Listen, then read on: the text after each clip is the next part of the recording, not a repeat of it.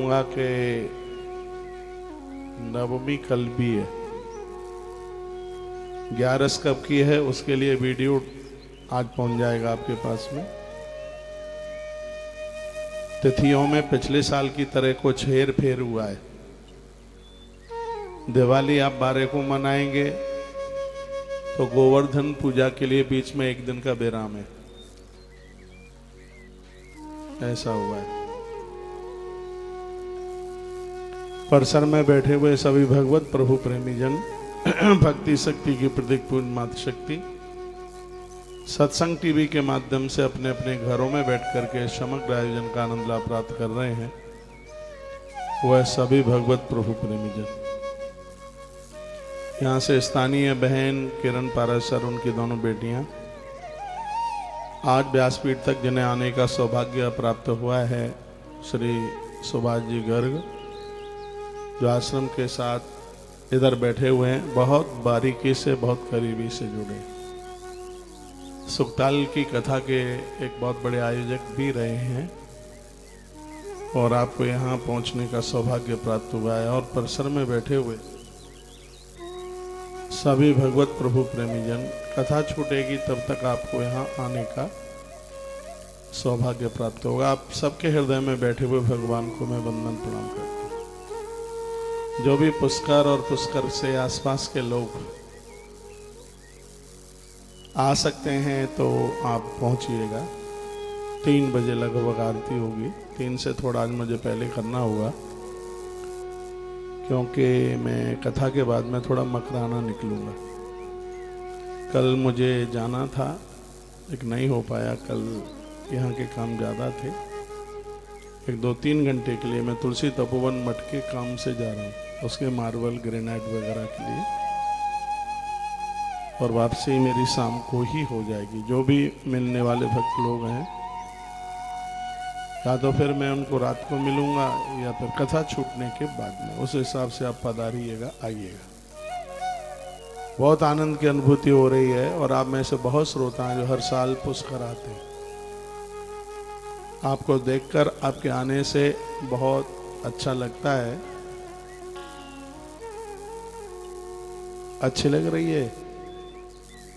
अच्छा। और आप सब कैसे हैं? कुछ खा पी लिए हैं कि भूखे बैठे हैं? प्रसाद तो सुबह ही तैयार हो जाता है क्योंकि मेरे कमरे में भोग लगने जाता है। तो मैं बच्चे को पूछ लेता हूं कि आज क्या क्या बना है। सब व्यवस्थाएं आपकी है, आयोजन आपके हैं। जब हम ही आपके हैं तो हर चीज यहाँ की आपकी ही है। फिर यहाँ कुछ पराया सा तो लगता नहीं है। माताएं थैला उठा करके घर से ऐसे चलती हैं जैसे अपने पियर जा रही हैं। शकुन मिलता है, उन्हें अच्छा लगता है।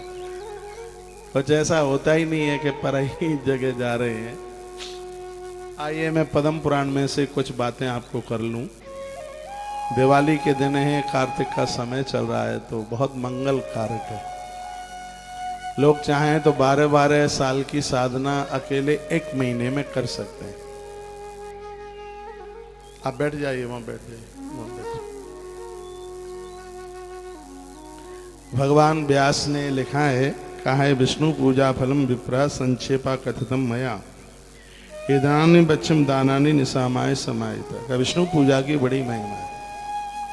कार्तिक महीने में विष्णु पूजा की, भगवान नारायण की पूजा की भारी महिमा। आपसे कुछ भी नहीं आता है तो 2 काम कर लो बस। वो 1 दिया जला के रख दो और 108 तुलसी चढ़ा दो बस। 108 ना हो, कम हो जाए, ज़्यादा हो जाए, इसी से ही भगवान प्रसन्न हो जाते हैं। भगवान व्यास कार्तिक मास में ये महात्म्य सुना रहे हैं कि दानिम वच में दानानी निसामाय समाहिता।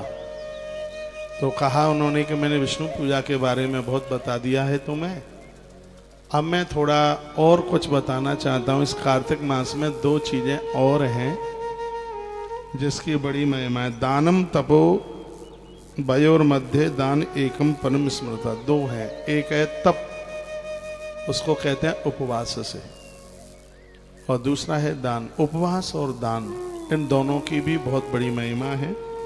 तपसा पाप विमुक्तो न पापो यन कर्मणि। वर्णन किया गया है कि तपस्या का अपने आप में बड़ा प्रभाव है। दान तथा तप दोनों में से दान को श्रेष्ठ कहा गया है, क्योंकि तपस्या करने से अपराध भी हो सकता है, किंतु दान करने से कभी पाप नहीं होता। ये मैं इसलिए नहीं बोल रहा हूं कि आप बहुत ज़्यादा कोई दान यहाँ कर दें, मन में ऐसी बात ना ले आना। हर चीज़ के यहाँ दान की महिमा, लगभग 2000 प्रकार के दानों का तो वर्णन कार्तिक मास में किया ही है। इसमें ग्रंथ पूरा भरा पड़ा है, तो मैं इसकी कुछ चर्चा करता हुआ और मैं आगे के लिए चलूँगा। इसको सुनकर के आपको खुशी भी होगी कि हमने कन्यादान किया है, कितना बड़ा उसका फल हमें मिला है। तो उसको भगवान व्यास ने बड़े अच्छे ढंग से वो बात लिखी है, और स्वयं भगवान महादेव ने इस कथा को सुनाया। महादेव ने अपने पुत्र कार्तिकेय को सुनाया, और भगवान विष्णु ने यही कथा देवसी नारद जी को सुनाई। तीसरी जगह कथा और चल रही है, पुष्कर में वही कथा हम आपको सुना रहे हैं। तो बड़ी मंगलमयी कथा है, बहुत आनंद देने वाली कथा है। एक बात मैं कहूँ आपको, जैसे 1 बजता है तो टीवी पर तो कथा कटअप हो ही जाती है, परसों से तो संस्कार पे भी शुरू हो जाएगी। तो आप तुलसी तपोवन यूट्यूब चैनल पर, या क्यों बोलते हो तुम रे, क्यों बोल रहे, मुसीका लगवाऊं मुंह से?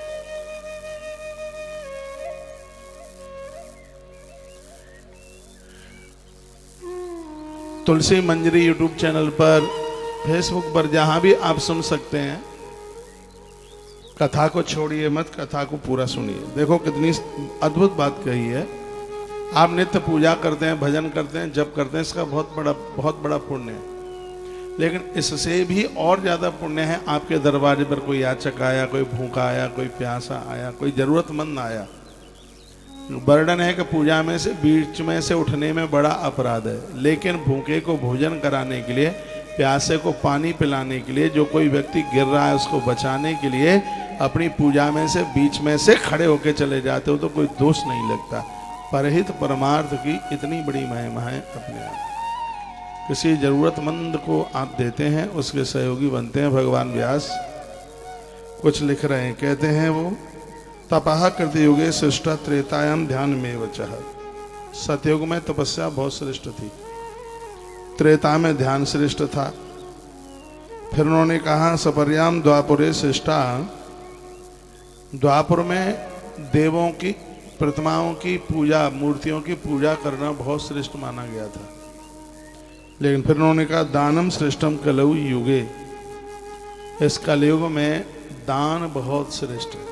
जितना लोग कलयुग में दान देते हैं, इतना पूर्व के युगों में देखने को नहीं मिला, क्योंकि हर युग में एक चीज की प्रधानता रही।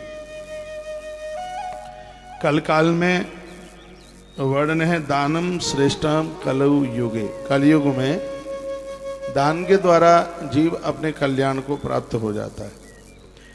तो तस्मात् कलियुगे दानम प्रीते कमलापते कर्तव्यम सत्यम प्रागे रक्षब्धिम परमम पदम।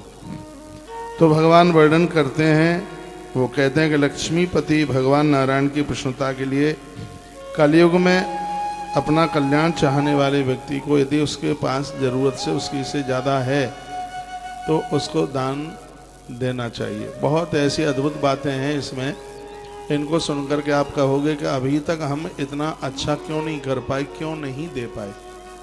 जिस तरीके से भगवान नारायण ने नारद को ये कथा सुनाई और व्यास ने लिखी है, बड़ी अद्भुत है। एक बात मैं आपको 100 की एक बात मैं कह दूं, मैंने इतने ग्रंथ पढ़े हैं, दानों की महिमा पढ़ी है, लेकिन जो चैप्टर मैं आपको इस समय पद्म पुराण से सुना रहा हूँ, इससे बढ़िया चैप्टर दान महात्म्य में मैंने कहीं पढ़ा ही नहीं है, समझ लीजिएगा। जिस बारीकी से भगवान नारायण ने उसका वर्णन किया है और एग्जाम्पल दे दे करके कथा सुनाई है।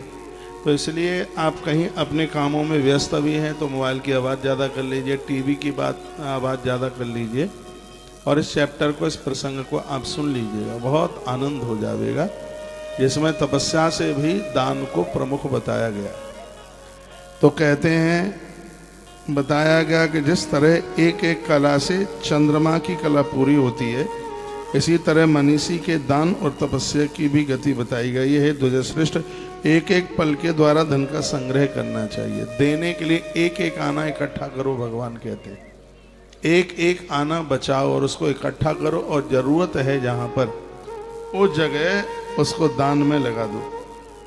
प्रज्ञा पुरुष को चाहिए। प्रज्ञा कहते हैं जिसे ज्ञान है, जिसने अपने आप को समझ लिया है, उसे चाहिए।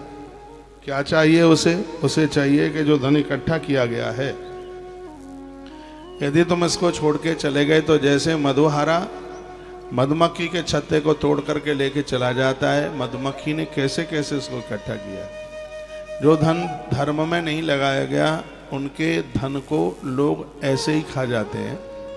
भगवान कहते हैं कि उसका उपयोग दान में करें। जो मनुष्य धन रहने पर भी न तो उसका उपभोग करता है, न तो उसका दान करता है, उस दान तथा भोग से रहित मनुष्य को बहुत बड़ा दरिद्री कहा जाता है, ऐसा वर्णन है। जिसके पास पैसा नहीं है वो उतना दरिद्री नहीं है। भगवान नारायण कहते हैं, नारद सबसे बड़ा दरिद्री वो है धन होने के बाद भी वह उससे धर्म नहीं कमा पाया, धन होने के बाद भी वह उससे पुण्य नहीं इकट्ठा कर पाया, तो दरिद्रती तो वो है। मैं श्लोक बोले देता हूं। वित्तम केन सहायाति यात तेन को ध्वजा आयाति तत्पुरा दत्ता मीह पंचत्व मागते दत्वा दत्ता सदा दानम मानव यह दरिद्रति नते दरिद्रता विज्ञेय परलोका महेश्वर। वर्णन किया दत्वा दत्वा सदा दानम, जिसने हमेशा इकट्ठा करके दान दिया वो अमीर है। सब कुछ होने के बाद नते दरिद्रा, जिसके पास पैसा नहीं है वो उतना दरिद्र नहीं जितना धन होने के बाद में जो धर्म में खर्च नहीं कर पाया। हे नारद जी, सबसे बड़ा तो वह दरिद्री है। संसार में लोग ऐसे ही कमा कमा के इकट्ठा करके मर जाते हैं। जो मनुष्य बार बार दान करके दरिद्र हो जाते हैं, क्या सुंदर लिखा है, जो लोग बार बार दान दे करके दरिद्र हो जाते हैं, यानी सब कुछ लुटा देते हैं, अपने पास रखते नहीं हैं, उन लोगों को कभी भी दरिद्र नहीं समझना चाहिए। इसलिए क्योंकि परलोक के खाते में उसकी एक एक पाई लिखी जा रही है, ऐसा भगवान नारायण कहते हैं मेरे यहाँ उसका सब कुछ लिखा जा रहा है। क्या सुंदर बात कही है। आपने बच्चों को, परिवार को दिया है, इसमें से तो एक अठन्नी भी संग जाएगी नहीं। यहाँ भगवान नारायण बड़ी अच्छी बात कहते हैं कि अभी आपको जो कुछ मिल रहा है ये पहले आप जमा करके आए, तो उसका कई गुना करके ये आपको यहाँ प्राप्त हो रहा है। कोई कहीं से एक्स्ट्रा नहीं दे रहा है, जो आप अपने प्रारब्ध में ये सब करके आए हो बस वह आपको मिल रहा है। तो अब अगली बार कैसे मिलेगा? जो हमने दान पुण्य सत्कर्म में जो खर्च किया है, भगवान नारायण कहते हैं नारद, अगले जन्म में वही उस जीव को प्राप्त होता है। और तत्पश्चात भगवान कहते हैं कि जो लोग कृपणता के द्वारा धन की रक्षा करते हैं उनको अत्यंत दुखी समझ लेना चाहिए, क्योंकि उनको रात रात भर नींद नहीं आती। वो सोचते हैं कहीं डकैती ना पड़ जाए, वो कहीं बाहर नहीं जा सकते, उन्हें लगता है कहीं ताला ना टूट जाए। तो भगवान ने बड़ी सुंदर बात कही है, व्यक्ति के जीवन में धन और ज्ञान दोनों को देने के लिए मैं कहूँ तो व्यक्ति को चाहिए कि वो मुझसे ज्ञान मांग ले, क्योंकि यदि ज्ञान नहीं होगा उसके पास में तो वह धन उसको बेवकूफ़ बना देगा, उसको मूर्ख बना देगा, उसको पागल बना देगा और उसको व्यभिचारी बना देगा। भगवान ने एक बड़ी सुंदर बात कही है, यदि तुम्हारे पास धन है तो तुम्हें धन की रक्षा करनी पड़ेगी, यदि तुम्हारे पास ज्ञान है तो ज्ञान तुम्हारी रक्षा करेगा।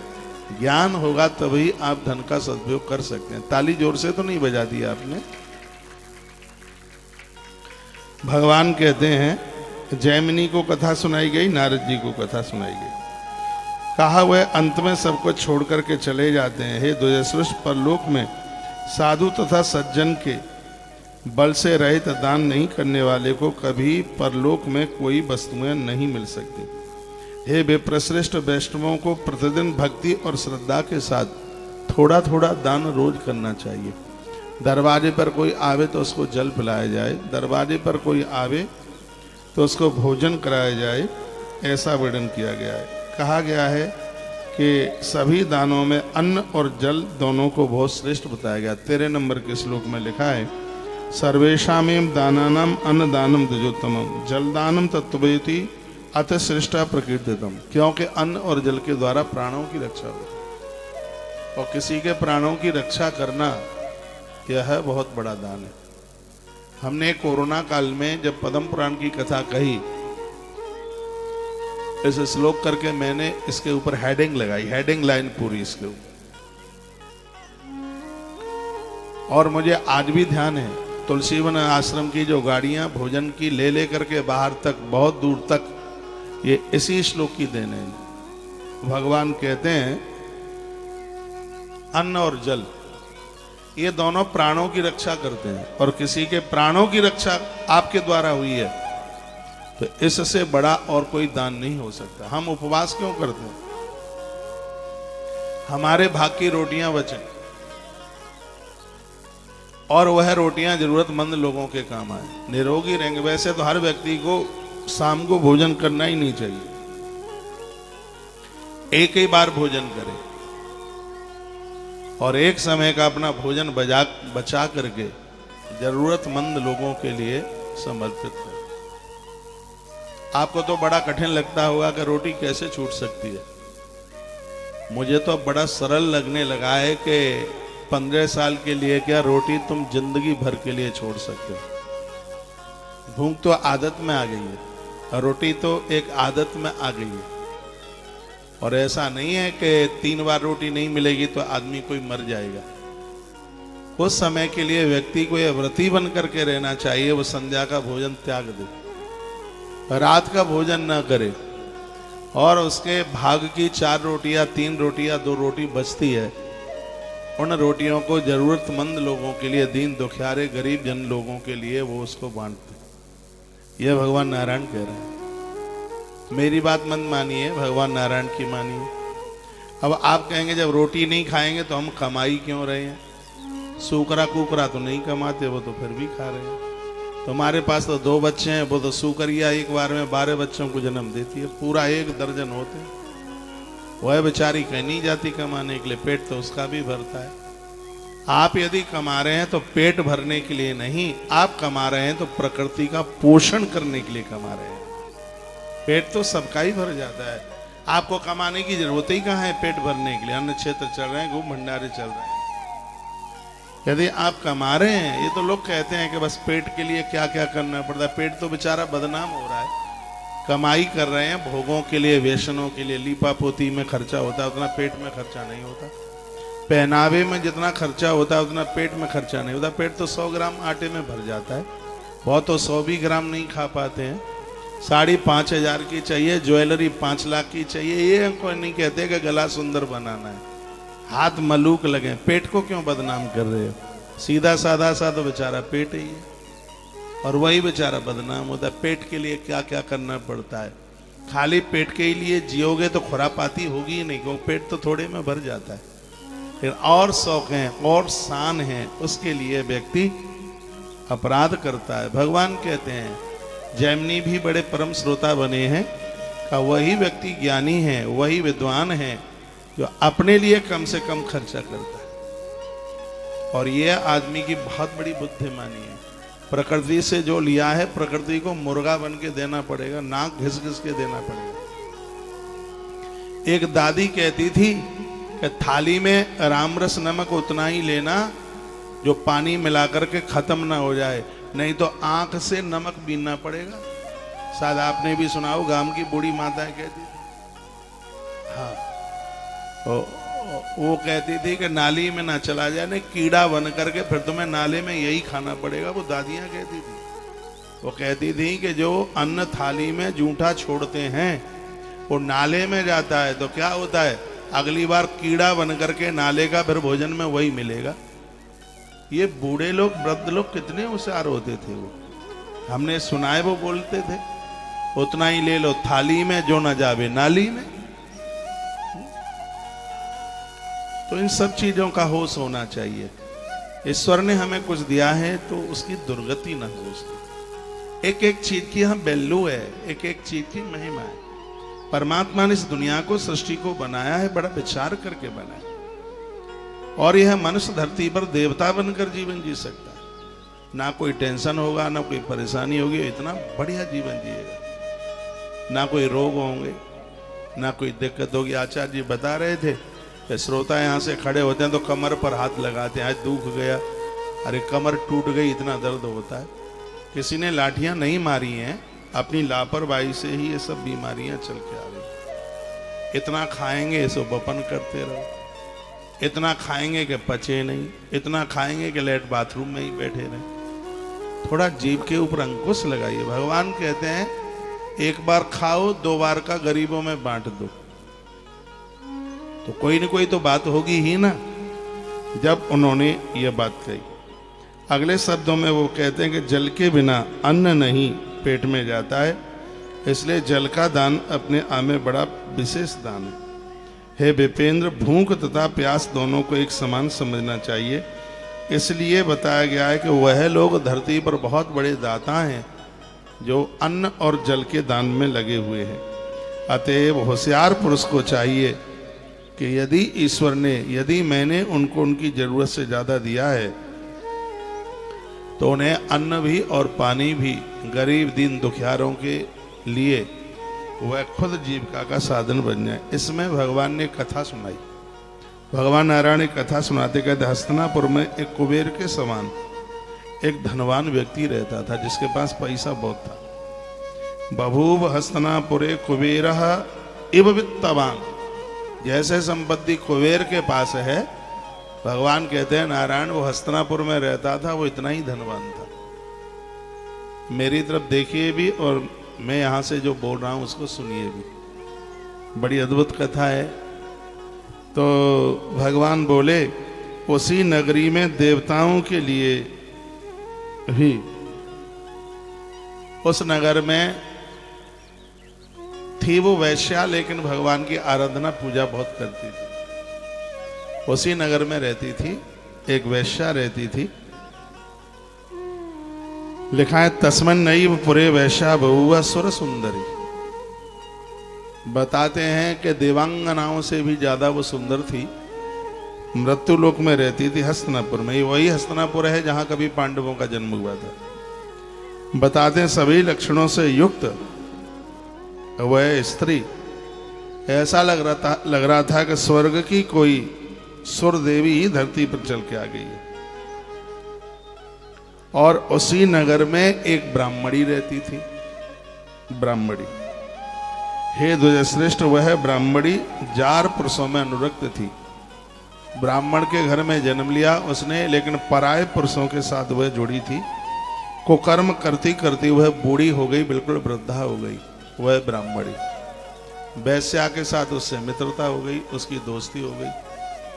एक दिन की बात थी, दोनों आपस में बैठी बैठी बातें कर रही थी। सुनिए, वर्णन किया है कि सह ब्राह्मणी द्विजश्रेष्ठा जारा अनुरक्त मानसा।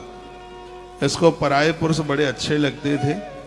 चकार सख्यम स्वनेह वैश्यावृतमुपेत तबाहा, तो इसकी दोस्ती हो गई। जो जैसे होते हैं उनको वैसे मिल ही जाते हैं। हाँ, जो जैसे होते हैं, भांग पीने वालों को, घोंटने वालों को बगैड़ा मिल जाएंगे, गांजा खींचने वालों को चिलम चोट्टा मिल ही जाएंगे कहीं न कहीं, पौआ वालों को शराबी मिल जाएंगे। वो बिना ढूंढने से मिल जाते हैं, तो मिल ही जाते हैं उनको। अच्छे लोगों को अच्छे मिल जाते हैं, सज्जनों को सज्जन मिल जाते हैं, महात्माओं को, महापुरुषों को महात्मा मिल जाते हैं।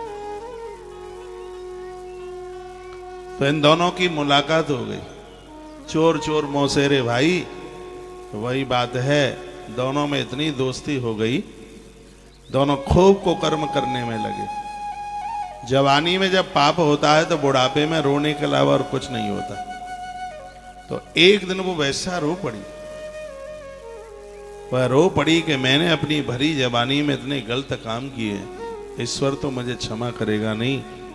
वो ब्राह्मणी कहने लगी कि मैं क्या उपदेश दूं, तुझसे ज्यादा तो पाप मैंने किया है, मैंने अपराध बहुत किए हैं। वह ब्राह्मणी बोली, अब वो ब्राह्मण बनी है तो पूर्व का कुछ तो उसके पास पुण्य होगा, तो उसका वो पुण्य जागृत हो गया। उसने कहा मेरा तो पैसा सब यूं ही लफंगे लोग खा गए, डाकू डकैत खा गए, पैसा मेरे पास बहुत था, वो बस मेरा पैसा चला गया है, बस मैं एक ब्राह्मण को भोजन करा पाई हूं। और उसे एक ब्राह्मण को उसने भोजन कराया तो उसी का पुण्य उसके मुंह से उगल रहा था। वो कहती है बहन तेरे पास तो पैसा बहुत है, इसलिए ये पैसा है तेरे पास, इससे तू गरीबों को, दीन दुखियारों को तू भोजन करा दे। उस वैश्या के पास जितना धन था उसने एक लंगर चालू करा दिया। बहुत ध्यान से सुनिए, उसने एक भंडारा लंगर चालू, अपांग विकलांग जरूरतमंद लोग, भारी भीड़ लगती थी वहां भोजन में भारी भीड़ होती थी। ब्राह्मणी परोसने का काम करती थी, पैसा उसका लग रहा था, कुकर्म दोनों ने ही किए थे। इसी नगर में एक ब्राह्मण रहता था, भारी धनवान था, कुबेर की तरह धनवान था, जिसकी बात मैंने अभी आपको करी। भारी लोभी था, एक नंबर का कंजूस था। रास्ते में लोग निकल ना पाए तो उसने उस रास्ते में गड्ढा खोद दिया। बदमाशी इतनी तगड़ी थी, लोग इतना खुरापाती, तो उसने गड्ढा खोद दिया। अब बोलता है कि ऐसा इसमें कर दूं, इसमें पानी भर दूं, तो ये आएंगे निकलेंगे तो धड़ाम से नीचे गिरेंगे, इनको पता ही नहीं लगेगा कि इसमें गड्ढा है। तो उसने वो गड्ढा पानी से भर दिया, और हुआ ये कि उस गड्ढे में गाय पानी पी करके जाती थी, जीव जंतु जानवर उसमें से पानी पी करके जाते थे। हुआ ये कि तीनों के तीनों एक ही संग मरे। ये भगवान नारायण कथा सुना रहे हैं, पद्म पुराण की कथा है। बैनर पर लिखा है पद्म पुराण एवं भागवत, तो मैं रोजाना शुरू में आपको पद्म पुराण की कथा सुना ही रहा हूं। एक ही दिन और एक ही समय में तीनों की मृत्यु हो गई। तीनों मर के यमराज के यहां पहुंचे। अपराध तो तीनों ने ही किया था, गड्ढा खोदा, लोगों के रास्ते बंद किए, और वो जार पुरुषों के साथ दोनों संबंध बनाती रहीं। तो इनका पहुंचना हुआ यमराज के यहाँ, वो यम के यहां पहुंच गए। यमराज ने चित्रगुप्त को कहा कि जरा इनके पुण्य देखो। तो जैसे ही खाता खोल करके देखा तो खाता तो शुभ कर्मों से भर गया उसमें। ब्रह्मा जी भी आ गए यहां उस जगह पे। ब्रह्मा जी आए। पुण्य क्या था? पुण्य यह था कि भूखे को भोजन कराया उस वैश्या ने, और खिलाने का काम किया उस ब्राह्मणी ने। प्यासी गायों को पानी उस गड्ढे के माध्यम से मिल गया, तो वो तीनों का पुण्य बढ़ गया। तीनों का जैसे ही पुण्य बढ़ा तो ब्रह्मा जी आए। ब्रह्मा जी ने हाथ जोड़े। तो जैसे ही ब्रह्मा जी ने हाथ जोड़े तो यमराज ने कहा ये क्या हो रहा है? तो कह दिया भूखों को भोजन और प्यासों को पानी पिलाया है, इसलिए इनको ससम्मान के सहित भगवान नारायण के यहां भेजा जाएगा। ऐसा विधाता ब्रह्मा जी बोले। वर्णन है कि यमराज ने फूल, चंदन, चावल और पानी से तीनों की पूजा करी। उनके पुण्य इतने बढ़ गए थे, ब्राह्मण की आंख में आंसू आ गए। वो रो पड़ा, बोलता मैंने तो 1 रुपया का, 1 खोटे पैसा का कभी दान नहीं किया, पुण्य नहीं किया, मेरे इतने पुण्य बढ़ गए। विधाता ब्रह्मा जी ने कहा, हरि शर्मा नाम था ब्राह्मण का। तो विधाता ब्रह्मा जी ने कहा कि देखिए तुमने एक गड्ढा खोदा, उसमें रोज तुम पानी भरते थे, भले ही वो अनजान में हुआ, लेकिन हुआ तो पुण्य। उसमें से गायों ने पानी पिया, गायों को तृप्ति मिली, और गायों को जल पिलाने की वजह से आज तुम्हारा जाना विष्णु लोक के लिए होगा। भगवान नारायण कहते हैं, नारद, उस ब्राह्मण ने ब्रह्मा जी के चरणों में मत्था टेक करके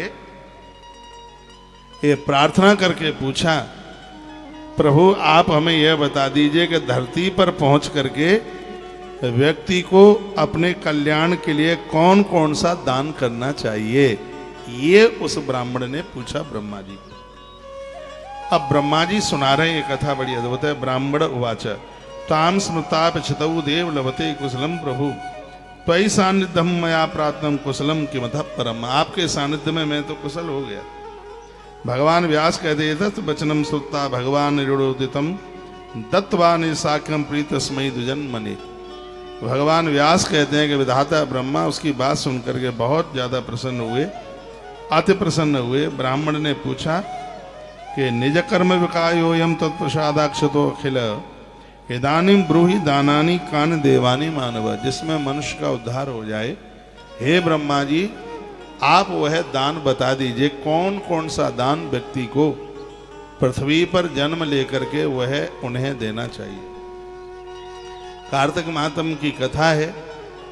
विधाता ब्रह्मा कहते हैं कि यूं तो सवई महीना देने के लिए शुभ है, लेकिन जो कार्तिक का मास है जिसमें दिया गया दान अपने आप में अनंत गुणा प्रभावी हो जाता है। अब आइए यहां से ब्रह्मा जी की वाणी सुनी जा रही है और मैं पद्म पुराण के क्रियायोग सार खंड का यह अद्भुत अध्याय मैं आपको सुनाने के लिए जा रहा हूं, जिसको सुनने से ताप प्रताप संताप सब समाप्त होंगे।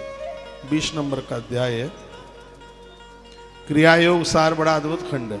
बाजार में तो इकलौता मिलेगा नहीं, क्योंकि पूरा ही पद्म पुराण आता है। मेरे पास जो ग्रंथ है वो संस्कृत में लिखा हुआ है और बहुत विस्तार से है, बड़ी अद्भुत कथा है। तो विधाता ब्रह्मा कहने लगे, बहूनी शंति दानानी तान वक्तुम न शक्यते। कहा दान की इतनी बड़ी महिमा है भैया, 100 साल तक मैं इसका वर्णन करूं तो भी इसकी महिमा पूरी नहीं गाई जा सकती।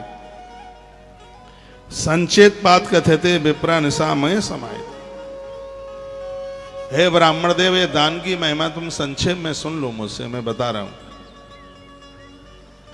तो ब्रह्मा जी ने कहा, भूमि दानम द्वजा श्रेष्ठ सर्वदानोत्तमोत्तमं कृतं पुण्यात्मना येन सागेये सर्वदान कृत। ब्रह्मा जी कहने लगे, हे ब्राह्मण, तुमने मुझे पूछा ही है तो मैं तुमको बता रहा हूं कि दान तो बहुत प्रकार के हैं, उन सबको नहीं कहा जा सकता।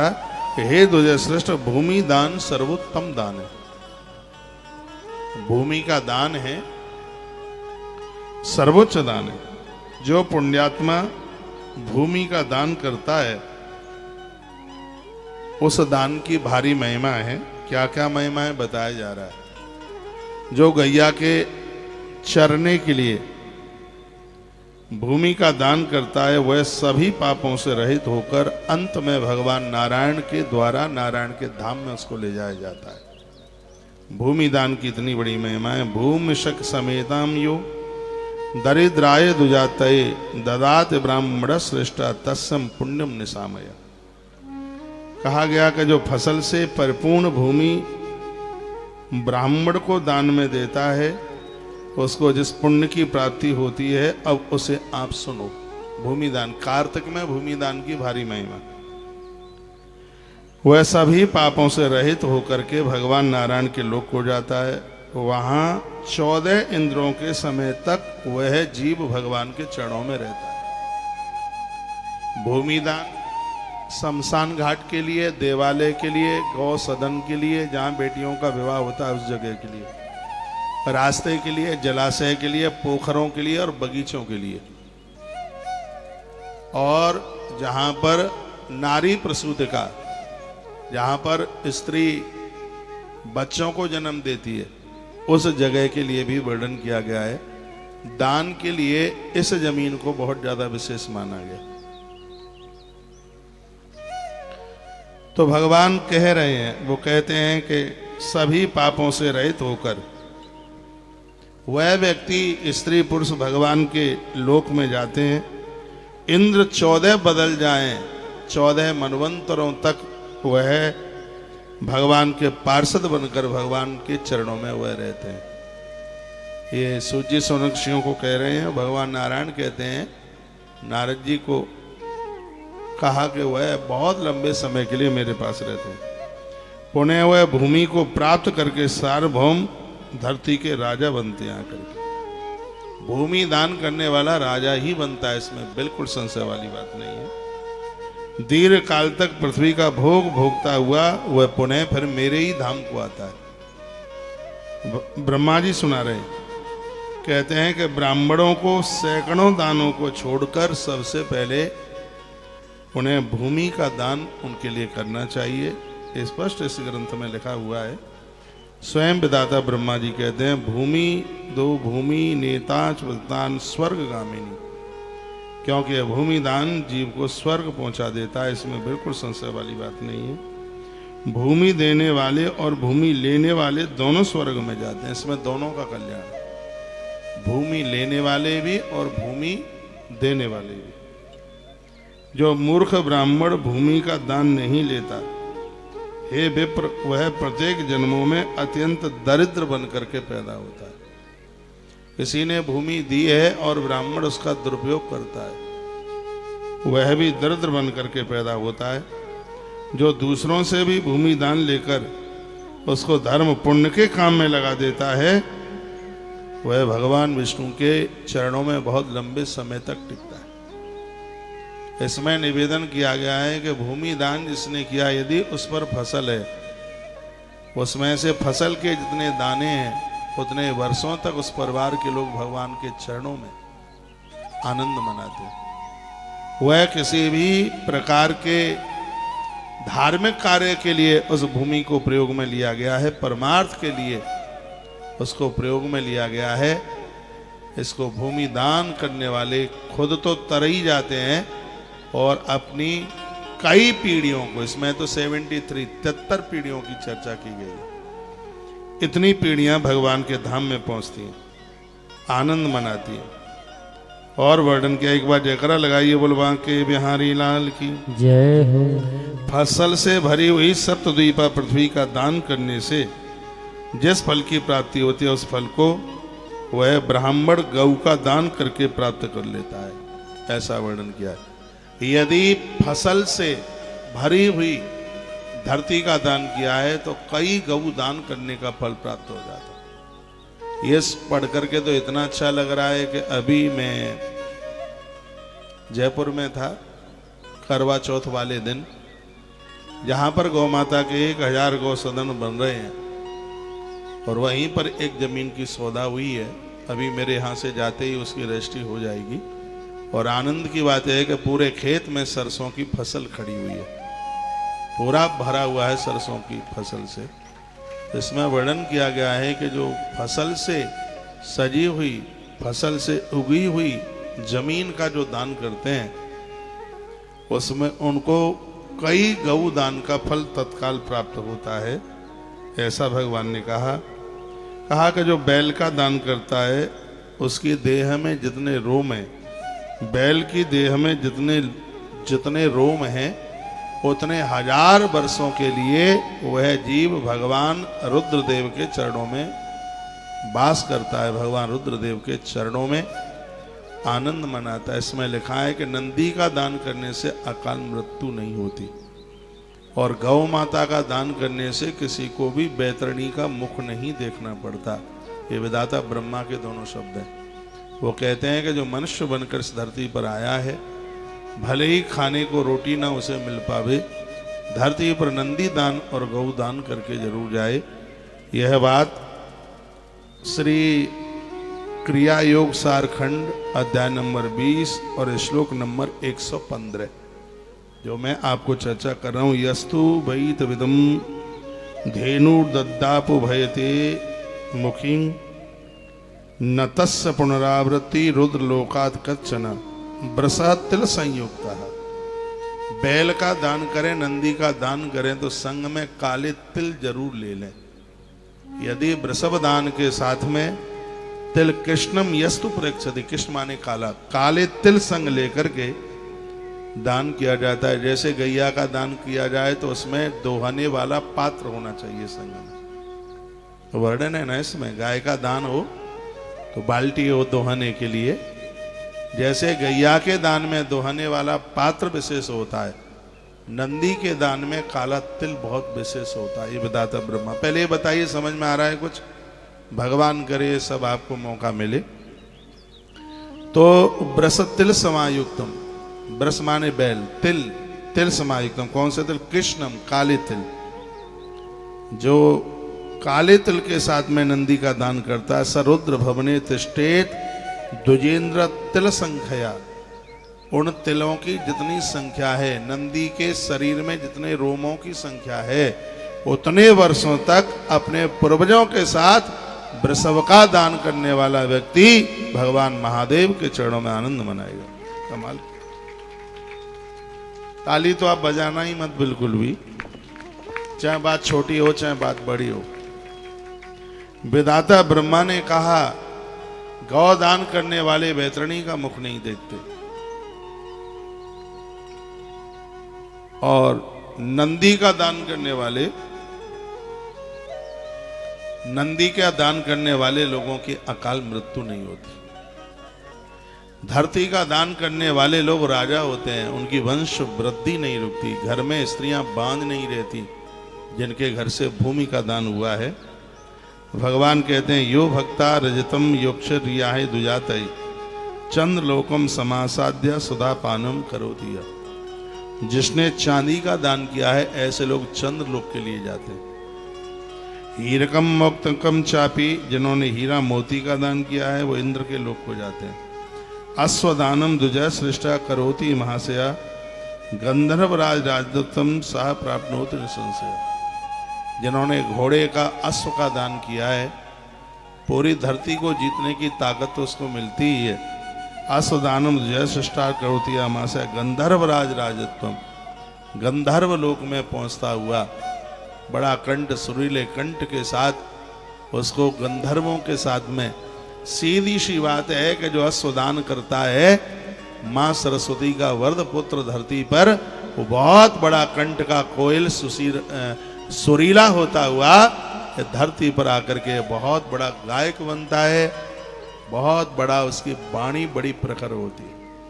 हम इस कथा का आनंद ले रहे हैं तो हमें तो लगता है कि हो सकता है पहले जन्म में घोड़े का दान करके आ गए, क्योंकि इसमें लिखा है कि अश्व का दान करने से मेमोरी मजबूत हो जाती है। ये बच्चे भी घोड़ों का दान करके आए इसलिए बड़ा अच्छा गा रहे हैं, अच्छा बजा रहे हैं। अश्वदानम ध्वजा सृष्टाय, अश्वदानम ध्वजा सृष्टाय करोति महाशय गंधर्व राजत्व। गंधर्व लोक में पहुंचते हुए वह संगीत में प्रवीण होते हैं, उनको आशीर्वाद मिलता है। देवश्री नारद जी उनका बड़ा आदर करते हैं। ददात वारणम यस्तु युवानम दोषवर्जितम देवराज्य विभागे च भवेद इंद्रहध्वज। फिर कहा सालिग्राम शिला दानम यो ददात दुजात। जो लोग सालिग्राम शिला का दान करते हैं, सुन लो, जो लोग सालिग्राम शिला का दान करते हैं, सालिग्राम शिला का दान जिनके द्वारा हुआ है तो सालिग्राम शिला ये तस्मातम कोटि गुणम लवेत, वह जिन्होंने सालिग्राम भगवान का दान किया। लिख लें, यह श्लोक है 125 नंबर का 126 नंबर का श्लोक है। वर्णन है कि जिन्होंने सालिग्राम शिला का दान किया है वह लोग भगवान सालिग्राम को पूजते समय एक पूजा का फल 1 करोड़ गुना पूजा का फल प्राप्त करते हैं। सालिग्राम शिला के दान की इतनी बड़ी महिमा। आप बहुत चीजें देते रहते हैं दान पुण्य में। बेटी का कन्यादान कर रहे हैं, उसको लड्डू गोपाल दो।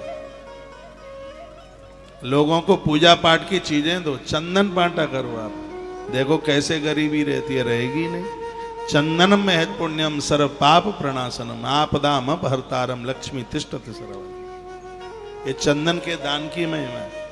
किसी को धूप बत्ती दो। ये एक बत्तियां आती हैं बाजार से, रुई की बनी हुई बत्ती, पैकेट के पैकेट आते हैं। इसके दान की बहुत बड़ी महिमा है। मंदिरों में जाते हैं, घी के डिब्बे में डुबो, डिब्बा पूरा का पूरा मंदिर दे के आ जाओ, मंदिर में दे के आ जाओ। बातें छोटी छोटी सी हैं लेकिन इनके प्रभाव बहुत ज्यादा है। मंदिर में जाओ, घिसने वाला चंदन दे के आ जाओ, चकले के सहित चंदन चकले के सहित दे के आ जाओ, दिए दे करके आ जाओ। वर्णन है, ग्रंथ में वर्णन किया गया है। बत्तियां दे करके आ जाओ। शिवालय के आसपास वर्णन है, तुलसी के पेड़ लगा के आ जाओ। नारायण के मंदिर के परिसर में बेलपत्र लगाने की महिमा बहुत है, और शंकर जी के मंदिर के आसपास तुलसी वृक्ष लगाने की बहुत बड़ी महिमा। तो बातें छोटी छोटी हैं, प्रभाव बहुत ज्यादा है। सालग्राम शिला दानम, सालग्राम शिला का दान करें। एक दिन करा देंगे कार्तिक के महीने में। आज गिरी का दान है। गिरी जानते हैं आप? जो भाई दूज को भैया का टीका किया जाता है तो गिरी दी जाती है। इससे भैया लक्ष्मीवान बनता है, संपत्तिवान बनता है। गिरी दी जाती है और बतासे दिए जाते हैं। गिरी घोर गरीबी का नाश करती है। हवन यज्ञ में गिरी का बुरादा मिलाकर के आहुति डाली जाए तो श्री युक्त व्यक्ति हो जाता है, वैभव युक्त हो जाता है। और उसके मिष्ठान बना करके यदि ब्राह्मणों को खिलाया जाए तो देवता पितर शीघ्र ही प्रसन्न हो जाते हैं। तो आज यहां से अनाउंस हुआ है गिरी के दान का पूरा का पूरा। अब आप 15 दिन सीधाम वृंदावन में आओगे तो रोजाना आपको खोआ के संग गिरी का बुरादा डाल करके आपको रोज बर्फी खाने को मिलेगी। भंडारा चलेगा। हवन यज्ञ में तो होगा ही, लेकिन इसकी बहुत बड़ी महिमा है। पंचमेवा पूरी नहीं होती गिरी के बिना। पंचमेवा में गिरी को डाला जाता है। गिरी की इतनी बड़ी महिमा है, सूखे गट्टा में घी भर दो, आप घी भर दो और 1 साल उस घी को मथनिया में रख दो। 1 साल रख दो उसको, गट्टा को घी में भर करके वो मथनी में रख दो। मथनी जानते हो? मटकी मिट्टी की। ऐसा लग रहा है कि लंदन में जन्मे हैं, पता नहीं आपको। मिट्टी के बर्तन में उसको रख दो, गिरी में घी भर करके, और वो घी भरा है वो गिरी पूरे को पी जाएगी। घी बचेगा ही नहीं उसको। फिर उसको छोटे छोटे टुकड़े करके या उसको बुरादा करके, घिसा तो नहीं जाएगा, वो चिकना ज्यादा हो जाएगा। छोटे छोटे टुकड़े करके फिर गर्भिणी नारी को, बच्चे को जन्म होने से पहले थोड़ा थोड़ा हलवा बनाकर, कोई स्वादिष्ट पदार्थ बनाकर वह पूरी की पूरी गिरी उस गर्भिणी नारी के पेट में पहुंचनी चाहिए। जन्म लेने वाला बालक अद्भुत होगा अपने आप में, अद्भुत अद्भुत। तो गिरी की महिमा। कल मुझे बोलने में ध्यान ही नहीं रहा, मैं कथा में ऐसे आगे बढ़ गया। कल पंचपात्र, तांबे के पंचपात्रों का दान हुआ।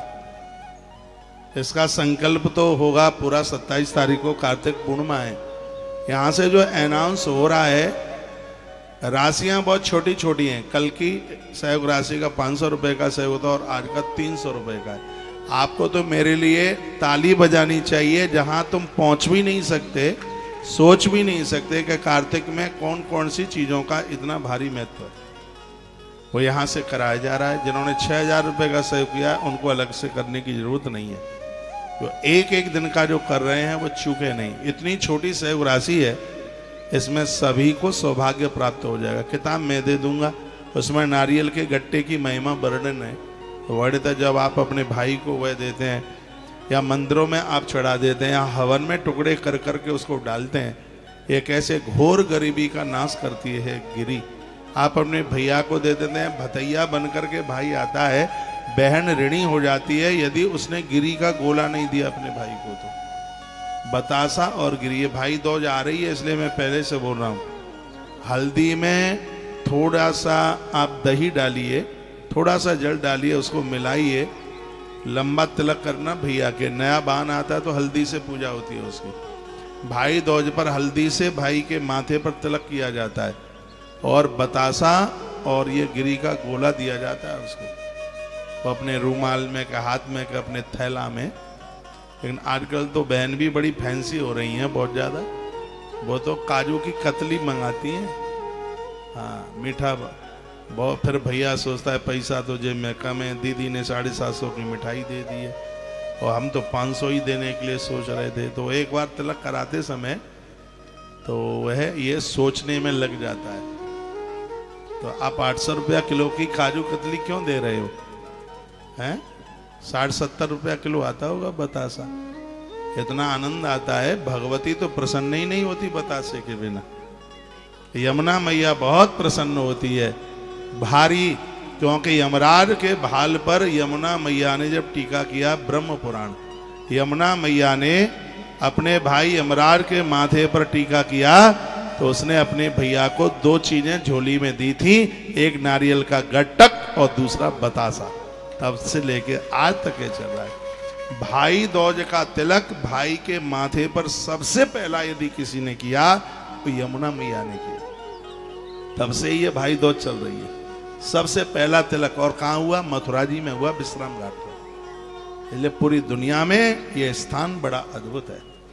कभी जीवन में एक बार इस जगह का जरूर दर्शन कीजिए। भाई दूज कब की है मैं वीडियो डालूंगा, उसको आप जरूर सुन लीजिएगा। अब के तो आश्रम पहली बार, कथा कहते तो मुझे 29 साल हो रही हैं, लेकिन भगवान की प्रेरणा से पहली बार भाई दूज वाले दिन शाम के समय का टाइम है, भैया दूज वाले दिन संध्या के समय में ये विश्राम घाट मथुरा में चुनरी मनोरथ करने का सौभाग्य, यमुना पूजन, 56 भोग और भी बहुत कुछ करने का यह सौभाग्य प्राप्त वहाँ से हो रहा है। आप इसमें जरूर जुड़िए, आ सकें तो आप जरूर आइए। अद्भुत कार्यक्रम है, देखिए नज़ारा, ये भाई दूज आपकी अद्भुत हो जाएगी। पधारिए, नहीं तो टीवी पर तो देख ही लीजिए। एक छोटा सा सहयोग बस उसका रखा गया है। आप 50,000 रुपया खर्च करके भी ऐसा ना कर पाओगे, सिर्फ 2100 रुपये का सहयोग, छोटा सा सहयोग, जिसमें सभी व्यवस्थाएं उसी में, ब्राह्मणों की दक्षिणा वक्षिणा के सहित, भंडारे के साथ सब कुछ उसी में ही है। उसका भी रजिस्ट्रेशन नंबर आप आश्रम से ले लीजिएगा। छोटी छोटी सेवाएं उसके द्वारा पुण्य बढ़ाए जा रहे हैं। पुण्य बढ़ रहे हैं तभी तो पुष्कर आ गए हैं आप, पुण्य बढ़ गए हैं टीवी से तभी तो पुष्कर की कथा आप सुन पा रहे हैं, नहीं तो पता नहीं क्या होता, मालूम भी नहीं है। भगवान ने बहुत बड़ी कृपा करी है, हम और आप लोगों ने तो कोरोना को भी मात दे दी है। बिल्कुल ईश्वर ने बड़ी कृपा करी है, आनंद हो रहा है। एक बार जयकारा लगाओ, बोल बांके बिहारी लाल की जय हो, श्री हनुमंत बलवंत महाराज की जय हो, जय जय श्री राधे श्याम। जिस दिन इस कार्तिक के महीने में मैं सालराम शिला के दान का अनाउंस करूं, जब भी करूं उसको याद में रखना, इस दान से मत छूट जाना। तो सालक ग्राम शिला दानम यो ददात जाता है। जो सालराम भगवान की शिला का दान करते हैं, तस् पुण्यम प्रवक्ष्यामि समासेन षडुध्वजा यत फलम तच्च लभते शालग्राम शिला प्रदा। सालग्राम शिला यक्ष तस्मात् कोटि गुणम लभे। उनकी पूजा का फल करोड़ों करोड़ों गुना बढ़ जाता है। इतनी बड़ी महिमा है। कार्तिक के महीने में तुलादानम पुरुषदानम प्रकृतम नरोत्तम देवी दिव्यांबरम धरिश्रम सच महीपति। तुलादान, सैयादान। कल हमने सूर्य भगवान की कोई कथा सुनाई 6 से 7 बजे तक, कार्तिक महात्म्य में सूर्य पूजन।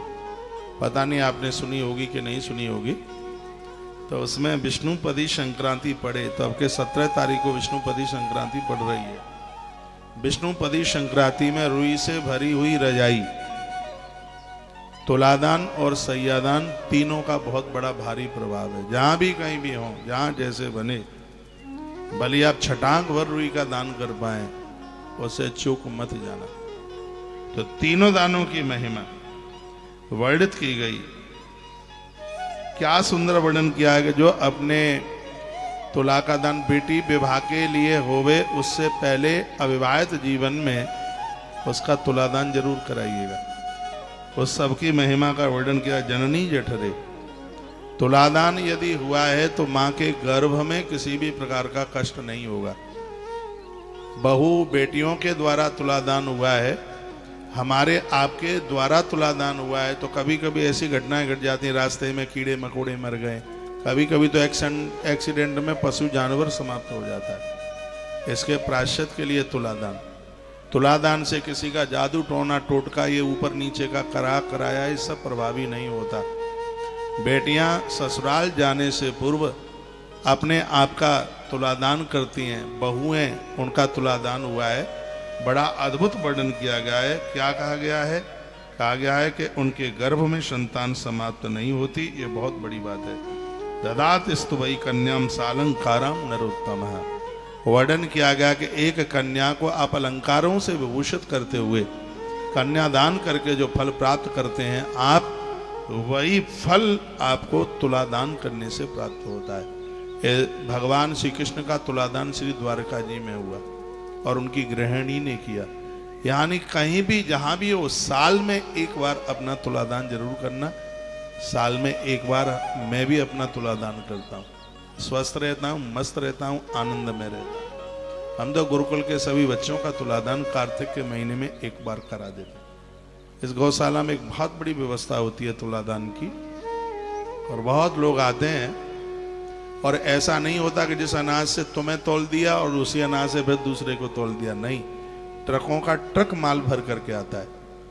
और तुला हुआ अनाज एक तरफ होता है और बिना तुला हुआ अनाज एक तरफ होता है। उसकी ऐसी व्यवस्था की जाती है सप्त अनाजों के द्वारा, जिसमें गुड़, नमक और सातों अनाज, सब प्रकार की व्यवस्थाएं होती हैं।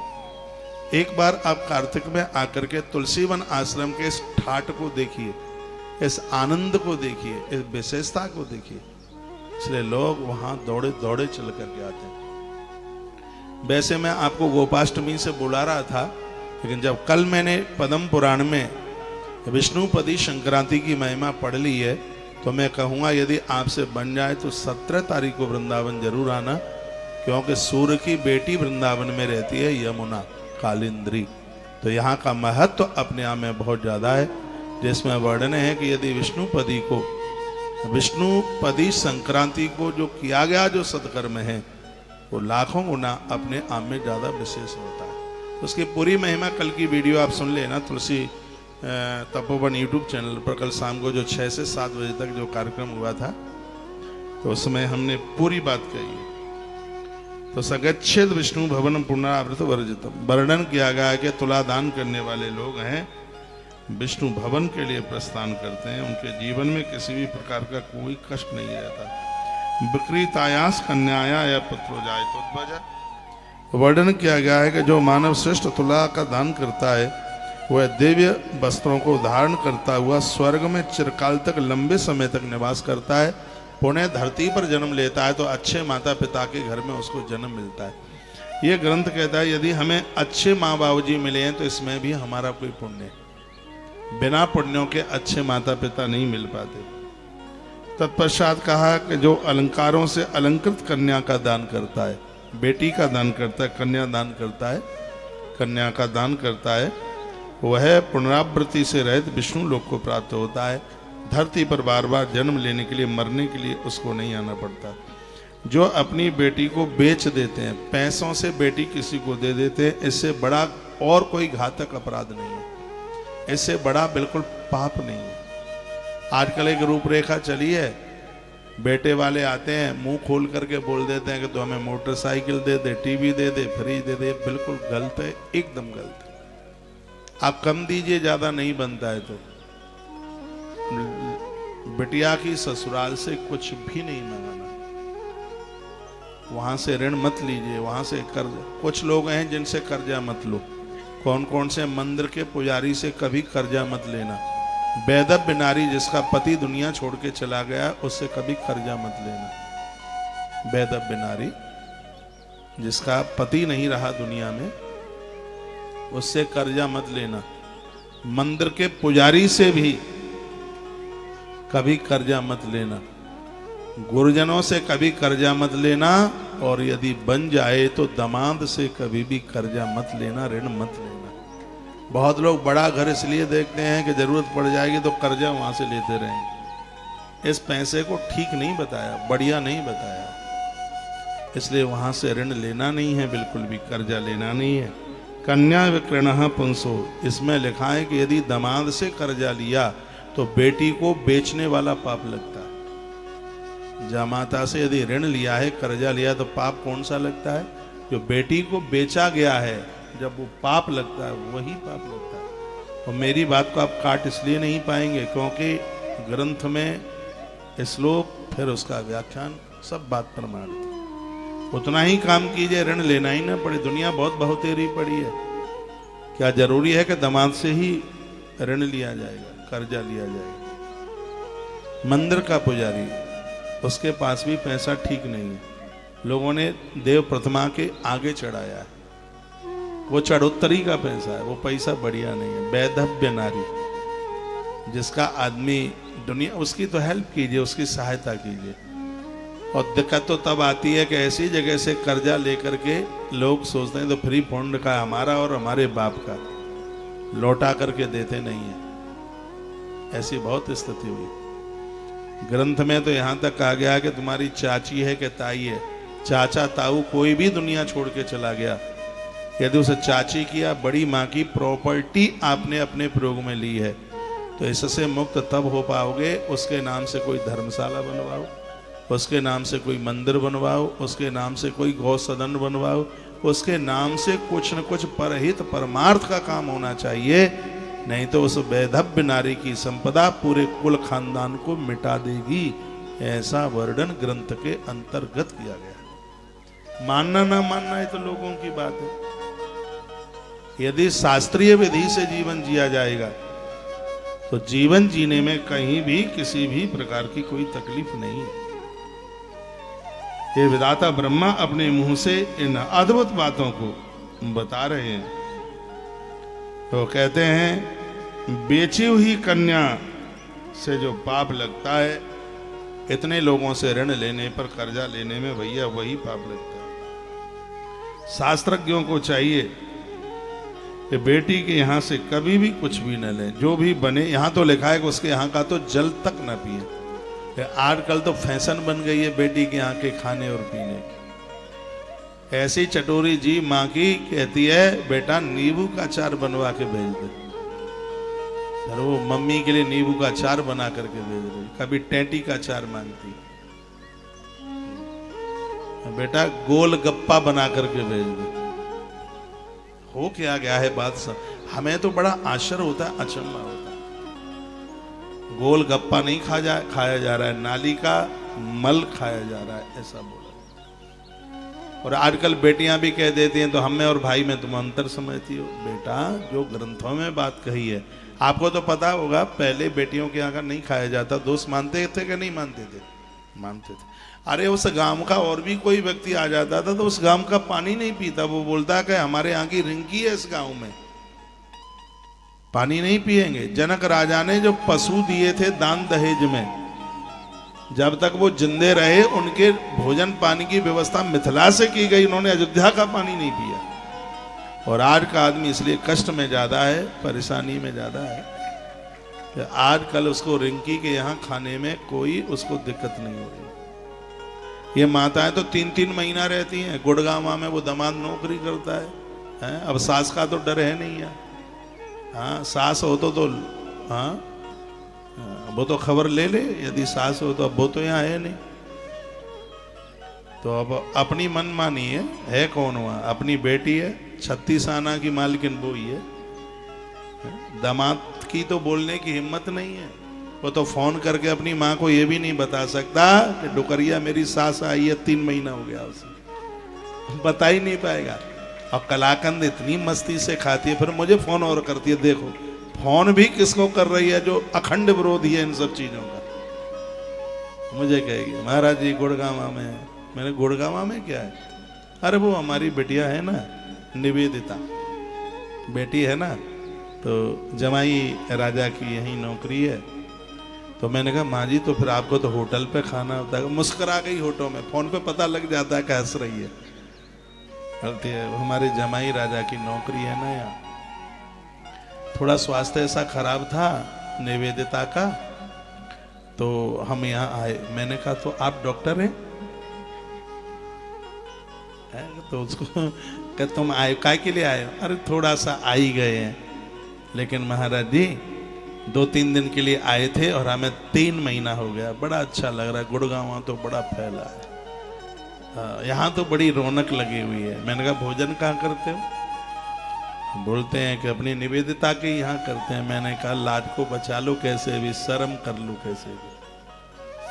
बोलते हैं क्या बात है, हम जाएंगे तब उसको दक्षिणा दे देंगे। मैंने कहा बेटी के घर को होटल मान लिया है क्या? मैंने पूछा समदिन भी है क्या? तो वही बोली समदिन होती तो हम 2 ही दिन नहीं रुकते यहाँ पर। वही बोली, इसलिए मुझे पता है। माताओं की होशियारी देखिए, ऐसा मत कीजिए। या तो आपकी कोई जरूरत है वहां पर तो जाइए, और आप कलाकंद खाने के लिए बेटी के यहाँ गए हैं